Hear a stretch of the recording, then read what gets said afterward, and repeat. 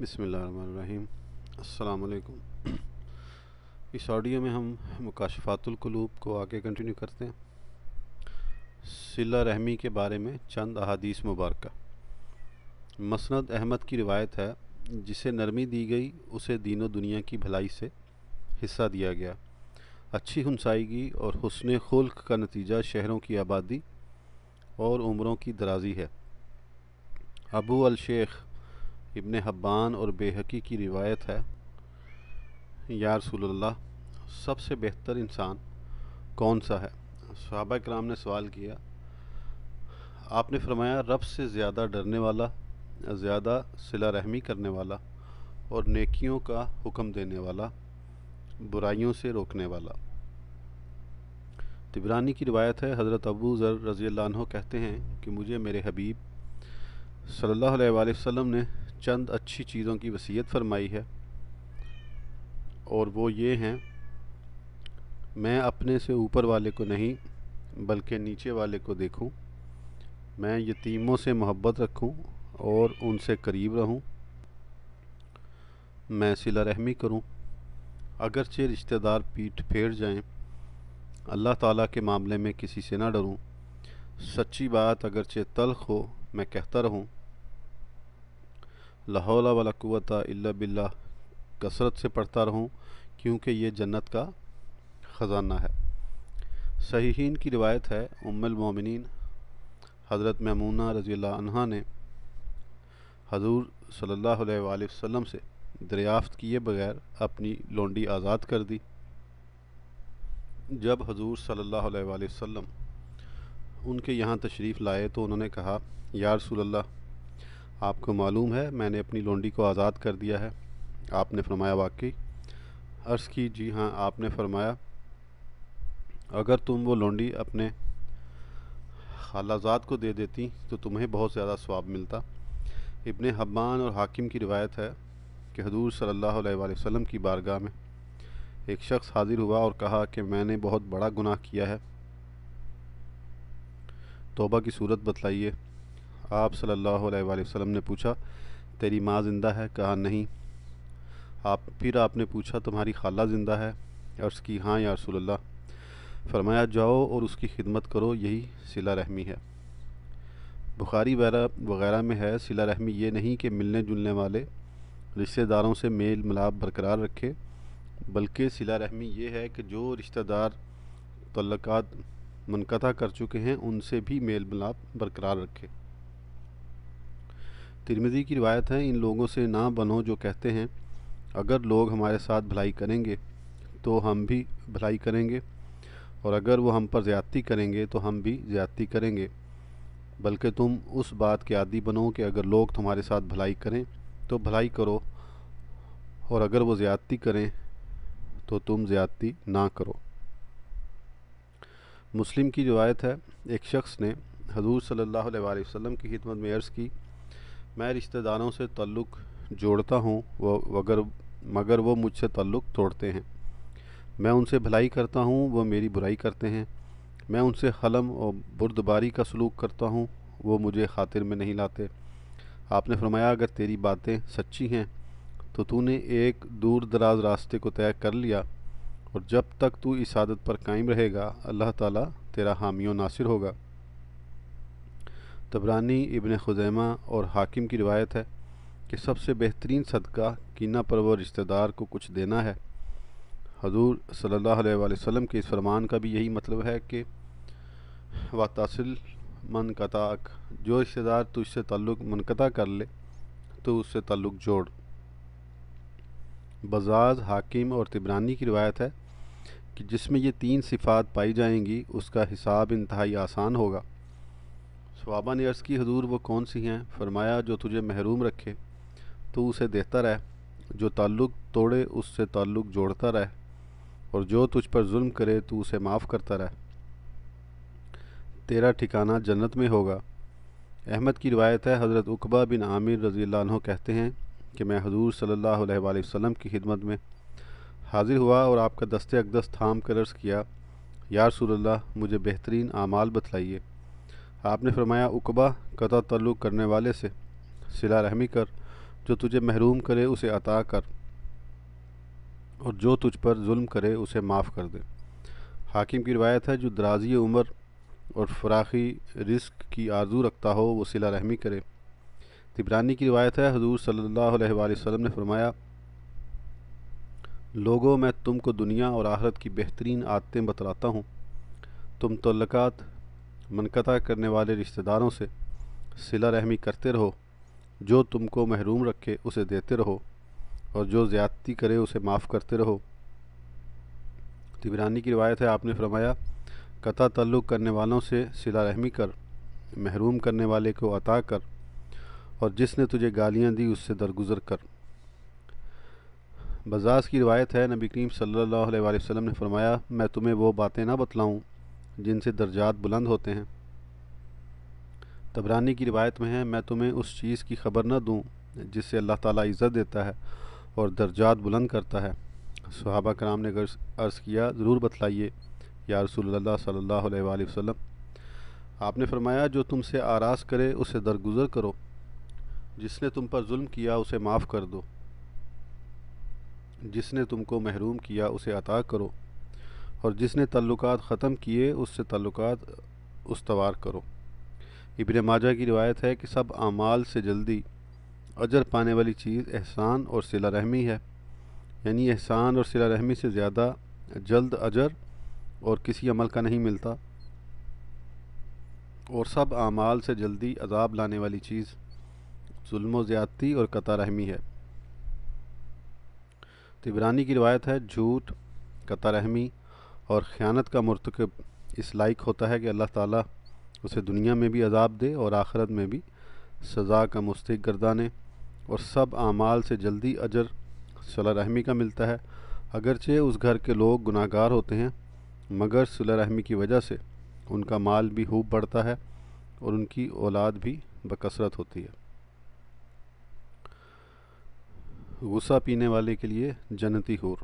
ابو داؤد شریف کی حدیث میں ہے، جس نے غصے کو ضبط کر لیا حالانکہ وہ اسے نافذ کرنے پر قادر تھا، تو اللہ عز و جل بروز قیامت اس کو تمام مخلوق کے سامنے بلائے گا اور اختیار دے گا کہ جس حور کو چاہے لے لے۔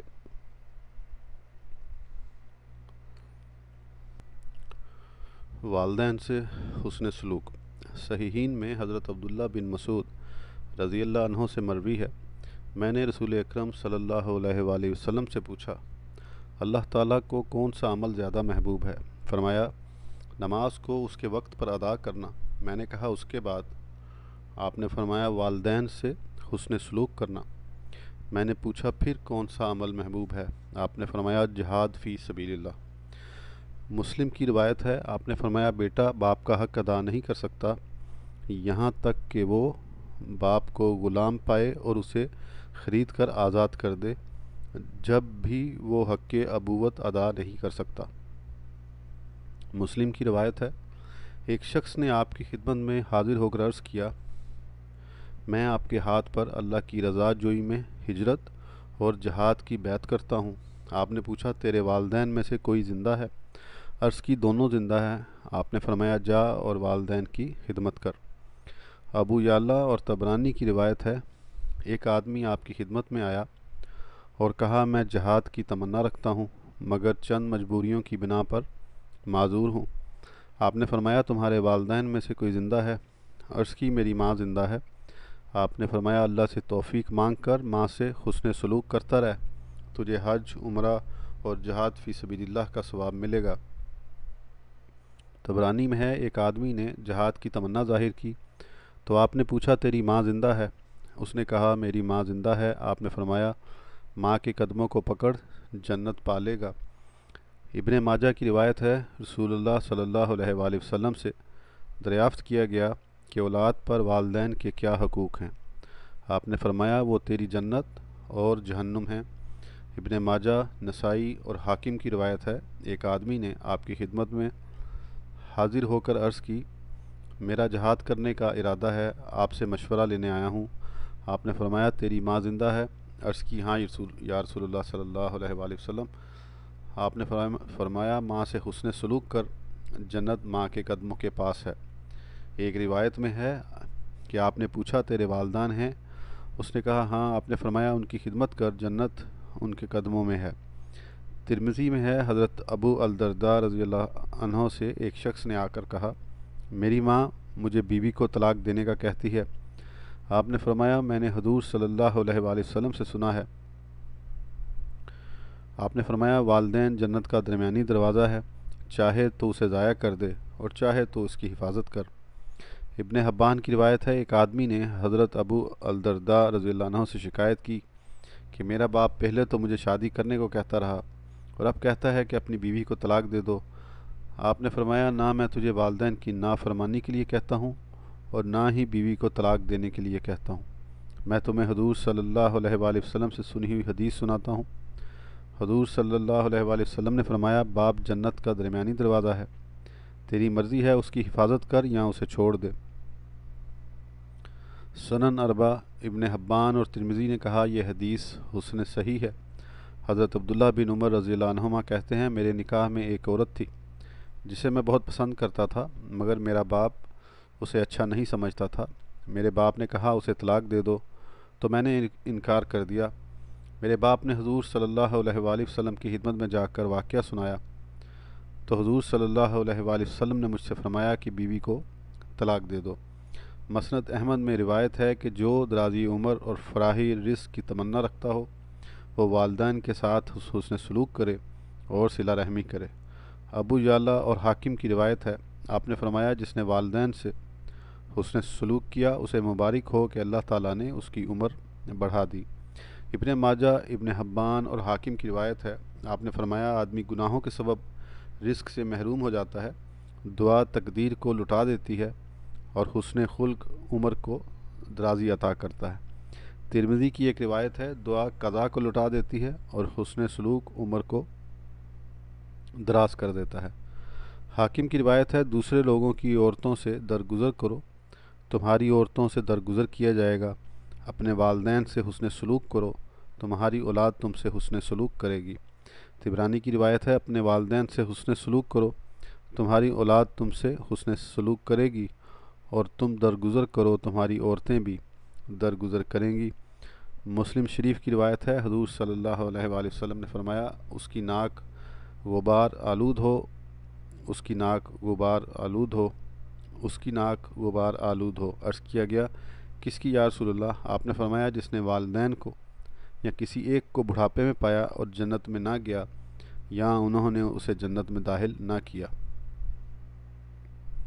والدین کو حسن سلوک سے راضی نہ کیا۔ طبرانی کی حدیث ہے حضور صلی اللہ علیہ وآلہ وسلم ایک مرتبہ منبر پر تشریف فرما ہوئے اور فرمایا آمین آمین آمین۔ پھر فرمایا جبرائیل آئے اور انہوں نے عرض کی یا رسول اللہ جس نے اپنے والدین میں سے کسی ایک کو پایا اور اس سے حسن سلوک نہ کیا اور مر گیا تو وہ جہنم میں گیا، اللہ اسے دور کرے۔ آپ آمین کہیں تو میں نے آمین کہی۔ پھر جبریل نے عرض کی یا رسول اللہ جس نے ماہ رمضان کو پایا اور گناہ بخشوائے بغیر مر گیا تو وہ جہنم میں گیا، اللہ نے اسے دور کر دیا۔ آپ آمین کہیں تو میں نے آمین کہی۔ پھر جبریل نے عرض کی یا رسول اللہ جس شخص کے سامنے آپ کا ذکر ہو اور اس نے آپ پر درود نہ بھیجا اور مر گیا تو وہ جہنم میں گیا، اللہ نے اسے اپنی رحمت سے دور کر دیا، کہیے آمین تو میں نے آمین کہی۔ ابن حبان کی روایت کے الفاظ ہیں جس نے اپنے ماں باپ یا ان میں سے کسی ایک کو پایا اور ان سے حسن سلوک نہ کیا اور وہ مر گیا تو جہنم میں گیا، اللہ اسے اپنی رحمت سے دور کرے، میں نے آمین کہی۔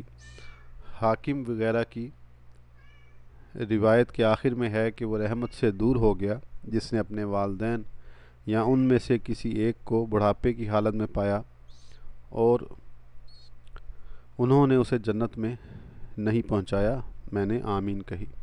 طبرانی کی ایک روایت یہ ہے کہ جس نے اپنے والدین یا ان میں سے کسی ایک کو پایا اور ان سے حسن سلوک نہ کیا وہ اللہ کی رحمت سے دور ہوا اور غضب خدا کا مستحق بنا، میں نے آمین کہی۔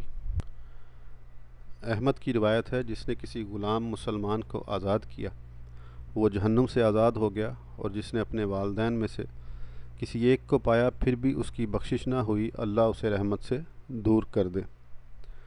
صحیحین کی روایت ہے کہ حضور صلی اللہ علیہ وسلم سے دریافت کیا گیا یا رسول اللہ لوگوں میں کون محبت کرنے کے زیادہ لائق ہے؟ آپ نے فرمایا ماں۔ پوچھا پھر کون؟ فرمایا ماں۔ پوچھا گیا پھر کون؟ فرمایا ماں۔ جب چوتھی بار پوچھا گیا تو آپ نے فرمایا باپ۔ صحیحین میں حضرت اسماء بنت ابی بکر رضی اللہ عنہما سے مروی ہے کہ حضور صلی اللہ علیہ وآلہ وسلم کے عہد مبارک میں میری مشرکہ ماں میرے پاس آئی تو میں نے رسول اللہ صلی اللہ علیہ وآلہ وسلم سے عرض کیا کہ میری بے دین ماں آئی ہے، میں اس سے کیا سلوک کروں؟ آپ نے فرمایا حسن سلوک کرو۔ ابن حبان اور حاکم کی روایت ہے، آپ نے فرمایا اللہ کی رضا والد کی رضا میں ہے یا والدین کی رضا میں ہے، اور اللہ کی ناراضگی والد یا والدین کی ناراضگی میں ہے۔ طبرانی کی ایک روایت ہے، والد یا والدین کی اطاعت میں اللہ کی اطاعت ہے، اور والد یا والدین کی نافرمانی میں اللہ کی نافرمانی ہے۔ بزاز کی ایک روایت ہے، آپ نے فرمایا والدین کی رضا میں رب کی رضا ہے، اور والدین کی ناراضگی میں اللہ کی ناراضگی ہے۔ ترمذی، ابن حبان اور حاکم سے مروی ہے کہ ایک شخص نے حضور صلی اللہ علیہ وآلہ وسلم سے عرض کی کہ میں نے بہت بڑا گناہ کیا ہے، میرے لیے توبہ ہے۔ آپ نے فرمایا تیری ماں ہے؟ عرض کی نہیں۔ پھر آپ نے فرمایا تیری خالہ ہے؟ عرض کی ہاں۔ فرمایا جاؤ اور خالہ سے حسن سلوک کرو۔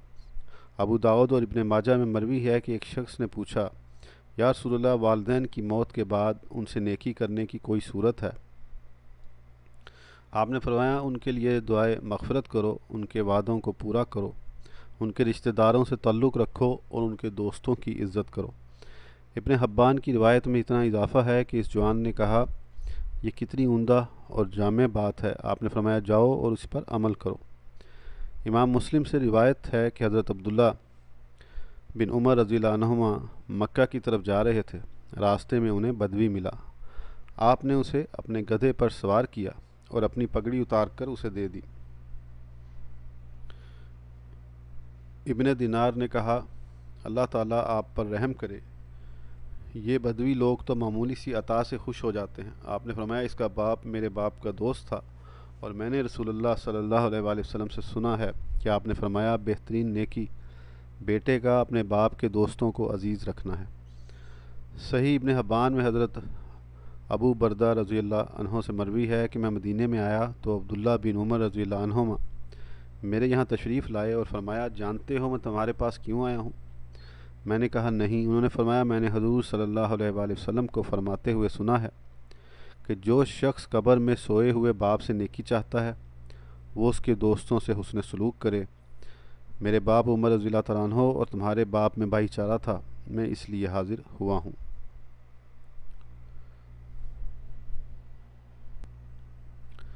تین نوجوان اور نیک اعمال۔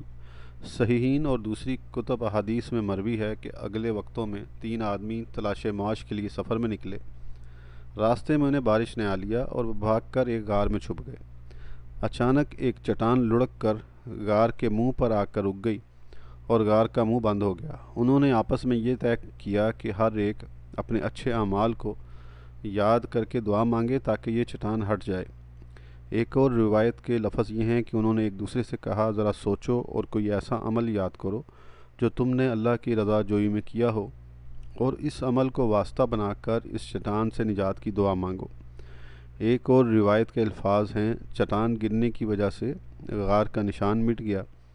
اللہ کے سوا کوئی نہیں جانتا ہم کہاں ہیں۔ اللہ تعالیٰ سے اپنے بہترین عمل کو سامنے رکھتے ہوئے دعا کریں۔ تب ان میں سے ایک نے کہا الہی العالمین، میرے والدین بوڑھے تھے، میں ان سے پہلے شام کو کسی بچے کو دودھ نہیں پلایا کرتا تھا۔ ایک مرتبہ ایسا اتفاق ہوا میں کسی کام سے چلا گیا، جب میں واپس آیا تو وہ سو چکے تھے۔ میں نے دودھ دوہا اور ساری رات دودھ لے کر سرہانے کھڑا رہا یہاں تک کہ صبح ہو گئی، اور میرے بچے ساری رات بھوکے سوتے رہے۔ اے رب ذوالجلال، میں نے یہ سب کچھ تیری رضا جوئی کے لیے کیا تھا، اب تو یہ چٹان ہم سے ہٹا دے۔ اس دعا کے بعد چٹان اتنی ہٹ گئی کہ سورج کی روشنی اندر آنے لگی۔ ایک روایت کے الفاظ ہیں میرے چھوٹے بچے تھے، میں جب بکریاں چرا کر واپس آتا تو دودھ دھو کر پہلے والدین کو پلاتا پھر بچوں کو دیتا۔ ایک مرتبہ مجھے ضروری کام کے لیے جانا ہوا، واپسی اس وقت ہوئی جب میرے والدین سو چکے تھے۔ میں نے حسب معمول دودھ نکالا اور لے کر والدین کے سرہانے کھڑا ہو گیا اور بچے میرے قدموں میں پڑے دودھ طلب کرتے رہے، مگر میں نے والدین کو دودھ پلائے بغیر انہیں دودھ دینا مناسب نہ سمجھا، یہاں تک کہ صبح ہو گئی۔ اے اللہ، اگر میرا یہ عمل تیری رضا جوئی میں تھا تو اس چٹان کو ہٹا دے کہ ہم آسمان کو دیکھ سکیں۔ چٹان اتنی ہٹ گئی کہ انہیں آسمان نظر آنے لگا۔ دوسرے نے چچا زاد بہن سے زنا سے باز رہنے کا ذکر کیا، اور تیسرے نے مزدور کی اجرت کی امانت داری کا ذکر کیا، یہاں تک کہ چٹان مکمل طور پر ہٹ گئی اور وہ باہر نکل گئے۔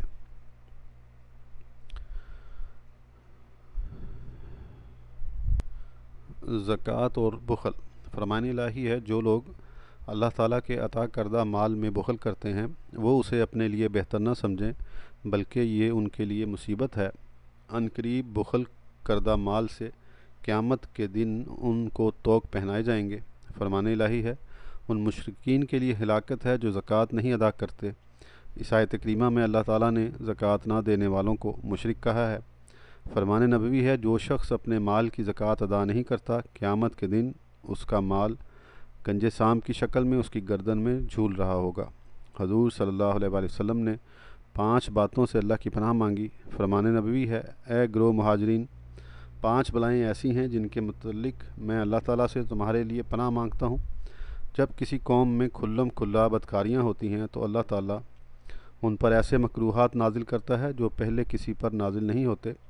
جب کوئی قوم ناپ تول میں کمی کرتی ہے تو ان پر تنگ دستی، قحط سالی اور ظالم حاکم مسلط کر دیا جاتا ہے۔ جب کوئی قوم اپنے مالوں کی زکوٰۃ نہیں دیتی، انہیں خشک سالی گھیر لیتی ہے۔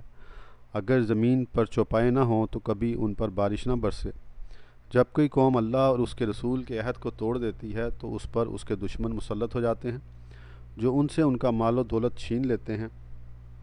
اور جس قوم کے فرما روا کتاب اللہ سے فیصلہ نہیں کرتے، ان کے دلوں میں ایک دوسرے سے خوف پیدا ہو جاتا ہے۔ فرمان نبوی ہے، اللہ تعالیٰ بخیل کی زندگی اور سخی کی موت کو ناپسند فرماتا ہے۔ فرمان نبوی ہے، 2 عادتیں مومن میں جمع نہیں ہو سکتیں، بخل اور بدخل کی۔ فرمان نبوی ہے، اللہ تعالیٰ نے قسم کھائی ہے کہ بخیل کو جنت میں نہیں بھیجے گا۔ فرمان نبوی ہے، بخل سے بچو۔ جس قوم میں بخل آ جاتا ہے وہ لوگ زکوٰۃ نہیں دیتے، صلہ رحمی نہیں کرتے اور ناحق خون ریزیاں کرتے ہیں۔ فرمان نبوی ہے، اللہ تعالیٰ نے رکاکت اور شعلہ پن کو پیدا کیا اور اسے مال اور بخل سے ڈھانپ دیا۔ حضرت حسن رضی اللہ عنہ سے بخل کے متعلق پوچھا گیا، آپ نے فرمایا، بخل یہ ہے کہ انسان راہ خدا میں خرچ کرنے کو مال کا ضیاع اور مال جمع کرنے کو خوبی سمجھے۔ بخل کی بنیاد اولاد اور مال کی محبت، فکر و فاقہ کا خوف اور طول عمل ہے۔ حدیث شریف میں ہے، بے شک اولاد بزدل اور بخیل بنا دینے والی ہے۔ بعض آدمی ایسے ہیں جو اپنے مال کی زکوٰۃ کی ادائیگی اور اپنے اہل و عیال پر خرچ کرنے کو اچھا نہیں سمجھتے۔ ان کی محبت روپیہ جمع کرنے اور اسے سنبھال کر رکھنے میں ہوتی ہے، حالانکہ وہ جانتے ہیں کہ انہیں ایک دن مر جانا ہے۔ ان بخیلوں کے بارے میں ایک شاعر کا قول ہے، یہ فارسی میں ہے، اے بھائی، عقل مند لوگوں کی شکل میں بہت سے جانور بھی ہوتے ہیں جو اپنے مال کی ہر اونچ نیچ کو جانتے ہیں، لیکن اگر ان کا دین چلا جائے تو انہیں محسوس بھی نہیں ہوتا۔ ایک اور شاعر کہتا ہے، بخل ایسی بیماری ہے جو کسی بامروت، عقل مند اور دیندار کے لائق نہیں۔ جس نے مال و دولت حاصل کر کے بخل کیا، مجھے زندگی کی قسم وہ دھوکے میں رہا۔ ہائے افسوس جس نے دنیا و آخرت کے حقوق ادا نہ کیے، اس نے حقیر چیز کے بدلے اپنے دین کے بعد دنیا بھی بیچ ڈالی۔ ایک اور شاعر کہتا ہے، جب مال کسی دوست کو نفع نہ پہنچائے، کسی عزیز کے کام نہ آئے اور کسی تنگ دست کی حاجت روائی نہ کرے، تو انجام یہ ہوگا کہ مال تو وارث کے ہتھے چڑھے گا اور بخیل قیامت کی شرمندگی اپنے ساتھ لے جائے گا۔ حضرت بشر کا قول ہے کہ بخیل کی ملاقات موجب ملال اور اسے دیکھنا دل کی سنگینی میں اضافہ کرتا ہے۔ عرب ایک دوسرے کو بخل اور بزدلی پر شرم دلایا کرتے تھے۔ شاعر کہتا ہے، خرچ کرتا رہ اور کمی کا خوف نہ کر، اللہ تعالیٰ نے بندوں کے رزق بانٹ دیے ہیں۔ دنیا سے جاتے ہوئے بخل کوئی فائدہ نہ دے گا اور سخاوت کوئی نقصان نہ پہنچائے گی۔ ایک اور شاعر کا قول ہے، میں نے لوگوں کو اہل سخا کا دوست پایا ہے، مگر 2 عالم میں بخیل کا کسی کو دوست نہیں دیکھا۔ میں نے دیکھا ہے کہ بخل بخیلوں کو ذلیل و خوار کرتا ہے، لہٰذا میں نے بخل سے کنارہ کشی کر لی۔ بخیل کی ذلت کے لیے اتنا ہی کافی ہے کہ وہ دوسرے کے لیے مال جمع کرتا ہے، خرچ کرنے سے تکلیف محسوس کرتا ہے اور اس کی فراوانی سے لطف اندوز نہیں ہوتا۔ ایسے آدمیوں کے لیے حضرت وکیع کا قول ہے، بخیل ہمیشہ اس کے وارثوں کے لیے مال اکٹھا کرتا ہے اور اس کی حفاظت کرتا ہے، شکاری کتے کی طرح ہے جو بھوکا ہونے کے باوجود شکار کی حفاظت کرتا ہے تاکہ اسے دوسرے کھائیں۔ ایک ضرب المثل ہے کہ بخیل کے مال کے آنے والے وارث کو خوشخبری دے دو۔ امام ابو حنیفہ رضی اللہ عنہ کا قول ہے، میں بخیل کا فیصلہ نہیں کر سکتا کیونکہ وہ اپنے بخل کی وجہ سے اپنے حق سے زیادہ لینے کی کوشش کرتا ہے اور ایسا آدمی امانت دار نہیں ہوتا۔ ابلیس لعین بخل کو پسند کرتا ہے۔ حضرت یحییٰ علیہ السلام نے پوچھا، تجھے کون سا آدمی پسند، کون سا ناپسند ہے؟ ابلیس نے کہا، مجھے مومن بخیل پسند ہے مگر گناہگار سخی پسند نہیں۔ آپ نے پوچھا وہ کیوں؟ ابلیس نے کہا، اس لیے کہ بخیل کو تو اس کا بخل ہی لے ڈوبے گا، مگر فاسق سخی کے متعلق مجھے یہ خطرہ ہے کہ کہیں اللہ تعالیٰ اس کے گناہوں کو اس کی سخاوت کے باعث معاف نہ فرما دے۔ پھر ابلیس جاتے ہوئے کہتا گیا کہ اگر آپ یحییٰ پیغمبر نہ ہوتے تو میں راز کی یہ باتیں کبھی نہ بتلاتا۔ اس آڈیو کے لیے اتنا ہی، پھر انشاءاللہ اگلی آڈیو میں آگے کنٹینیو کریں گے۔ اس وقت تک کے لیے اجازت دیجیے۔ اللہ حافظ۔